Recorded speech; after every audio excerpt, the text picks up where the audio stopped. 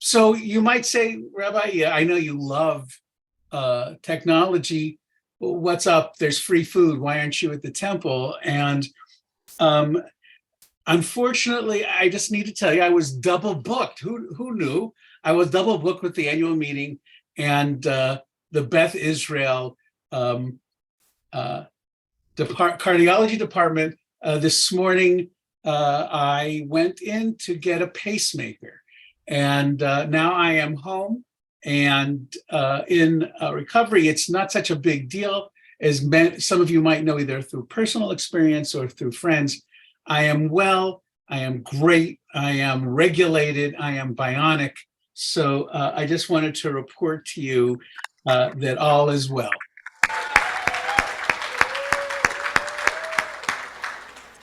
Of course, I have a few words to share. My daughter, Molly, is a bona fide white knuckle flyer.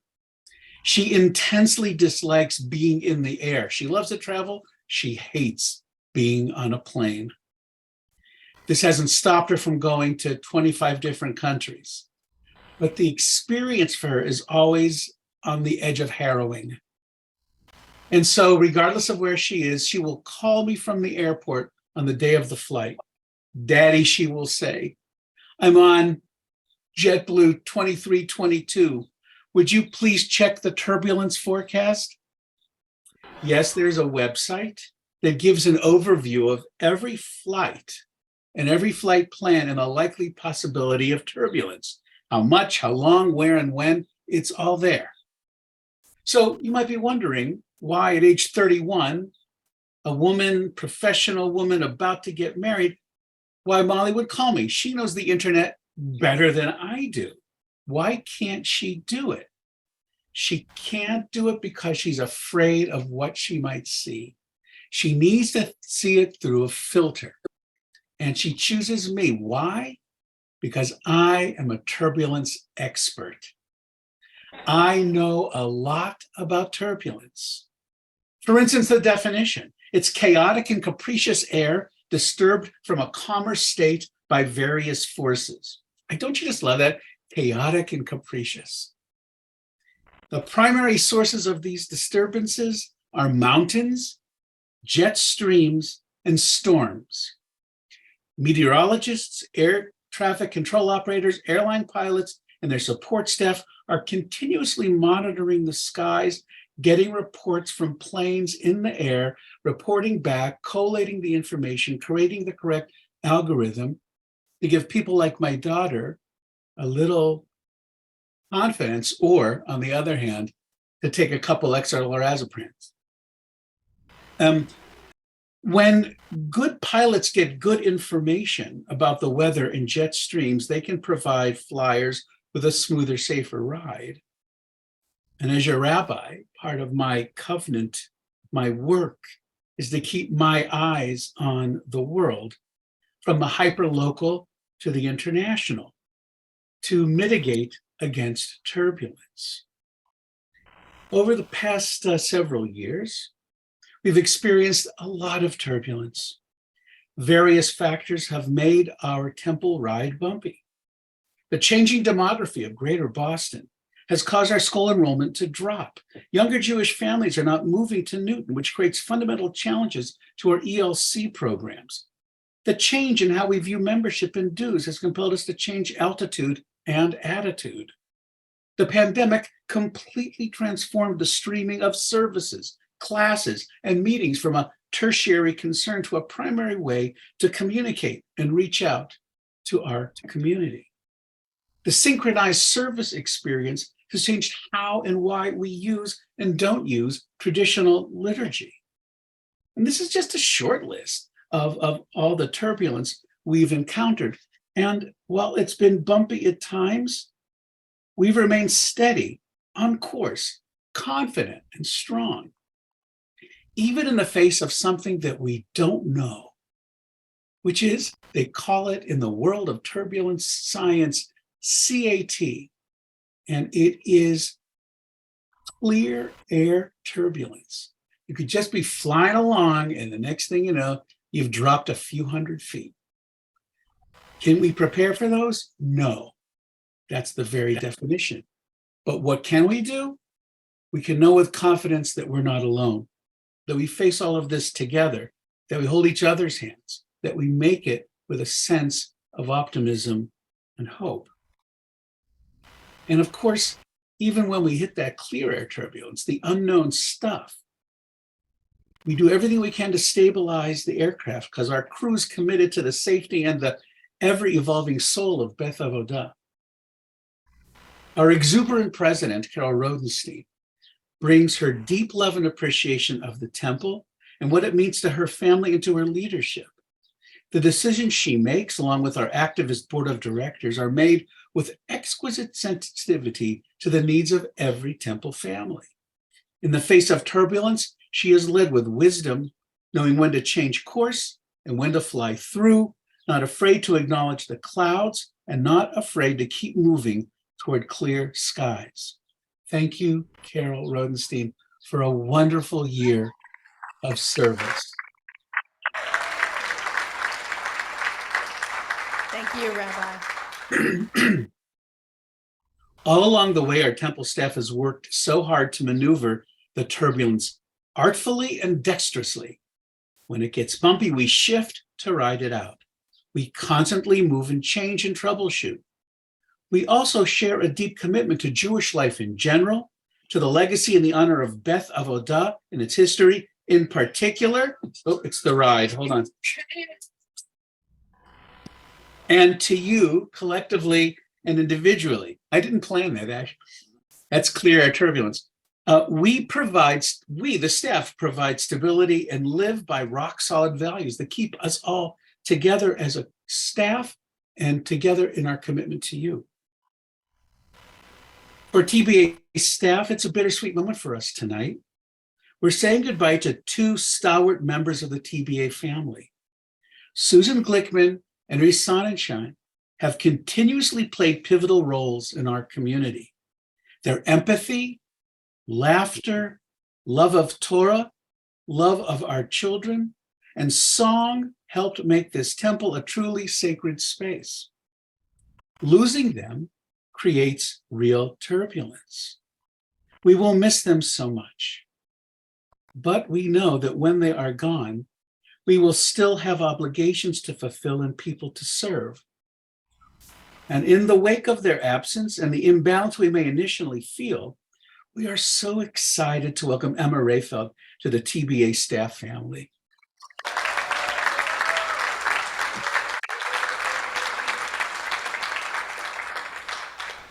Emma is an amazing woman.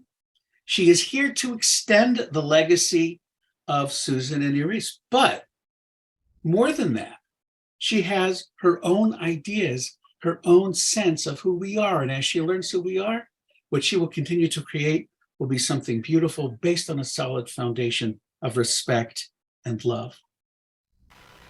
And so from the bottom of my newly wired heart, I want to express endless gratitude for our team, for Gabby and Stacy and Eva and Rebecca, who work all the time to provide our kids with a clear and compelling path to confident Jewish living.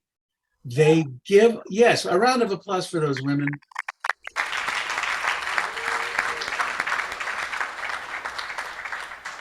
They're fabulous, they're wonderful, they're smart, and here's the thing, they are naturals. They are naturals.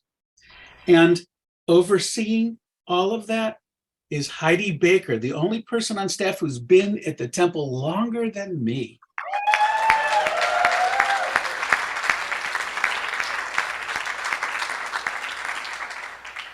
Heidi, in her own very specific way, has been able to handle a multitude of obligations that she did not sign on for 26 years ago, but she has adopted through a sense of commitment to the temple and what the needs of the community are.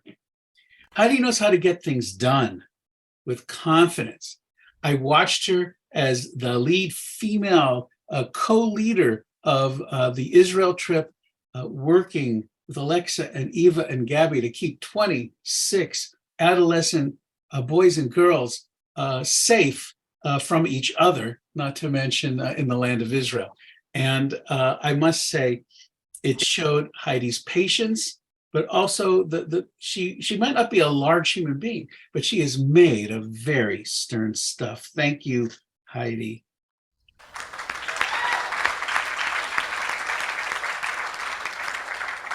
To the other man around the house, to Doug Ball. Doug, you keep the temple humming. I appreciate all your multitasking, making contracts, ordering chairs, cleaning up an office, schmoozing with congregants, and fielding the various crews that come in to fix, switch out, build, and rewire the temple. You keep the ship on course, handling enormous pockets of turbulence from party planners, vendors, 100 kids in the lobby, anxious parents, putting together a bris, setting up for a funeral, and doing it with your diligence and patience. Your kindness is ever present. Thank you, Doug.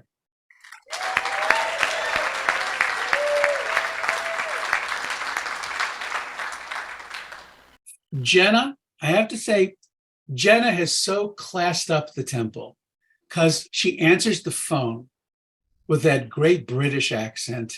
And I think people have joined the temple just because of her voice. Like they think this has to be a cool place, and they would be right.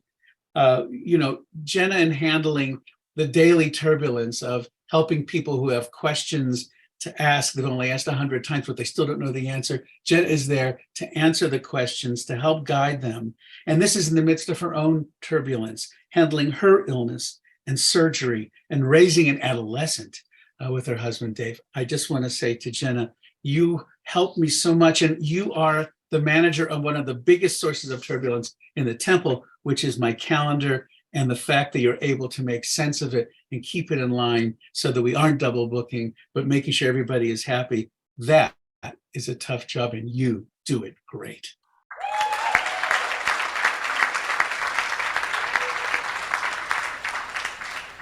Eileen Brooks, whose creative energy is sine qua non on the website, on our monitors, on posters and temple emails, and so much more. Her imprint is everywhere. She provides the look and the style of TBA. And it is an open, and that style is as open and as friendly and as creative as she is. Eileen, I've said it before, you are my ambassador of Kwan. Thank you, Eileen.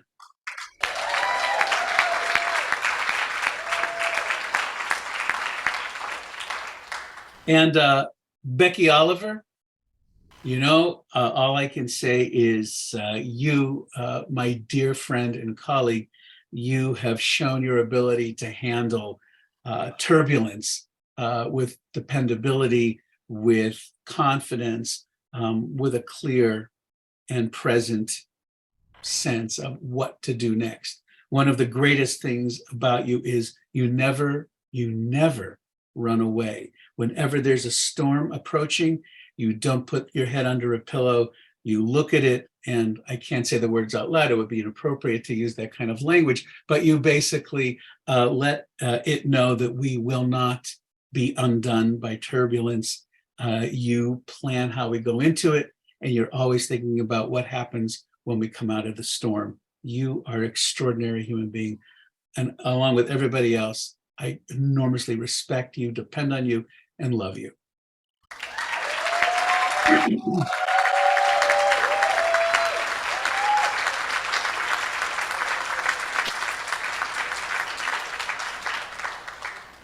This temple of ours, this beautiful, busy building you're in, this building keeps us safe. We think of the times when our lives are in disarray, when we're afraid or lonely, when we're confused or overwhelmed. Among us, right now, in person, online, among us are those who've experienced the tremendous turbulence of loss, sickness, death in the family, a divorce, a sick child, an inexplicable estrangement, financial setbacks, professional failure, so many chaotic, capricious eddies of life. But we can hold on to each other through the storms and the fear and find together a place of peace, a place our liturgy calls a Sukkot Shalom. Or to paraphrase one of my favorite Bob Dylan cuts, try imagining a place where it's always safe and warm. Come in, and we will give you shelter from the storm. Thanks, everybody.